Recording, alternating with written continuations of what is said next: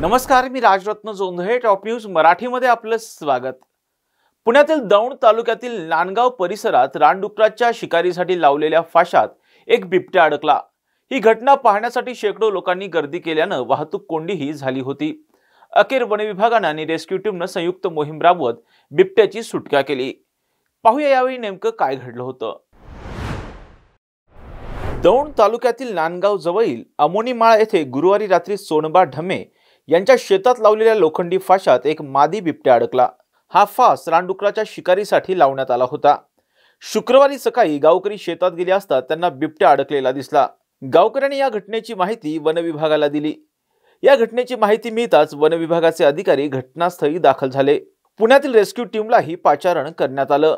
जवळपास 1 तासाच्या प्रयत्नानंतर बिबट्याला भुलीचं इंजेक्शन देऊन त्याच्या पायातील फासा काढण्यात आला. सदर बिबट्याला सुरक्षितरित्या जेरबंद करण्यात आलं. पुढील उपचारासाठी त्याला बावधन येथील वन्य प्राणी उपचार केंद्रात हलवण्यात आले. बिबट्याला पाहण्यासाठी नांदगाव व परिसरातील गावकऱ्यांनी मोठ्या प्रमाणावर गर्दी केली होती. या गर्दीमुळे मुख्य रस्त्यावर वाहतूक कोंडीही झाली होती. पोलिसांनी तातडीने घटनास्थळी दाखल होऊन परिस्थिती नियंत्रणात आणली. दौंड तालुक्यात आज मौजे नांदगाव केडगाव रोड या परिसरामध्ये ग्रामस्थांकडून माहिती मिळाल्यावरून एका मालकी शेतामध्ये बिबट वाघरमध्ये अडकला होता. त्याचा पाय वन विभागाच्या आणि रेस्क्यू टीमच्या मदतीने आपण त्याला सुटका केली.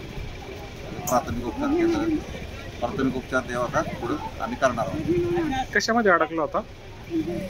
त्याच्या पाय अडकला होता, एक वाघरमध्ये अडकला.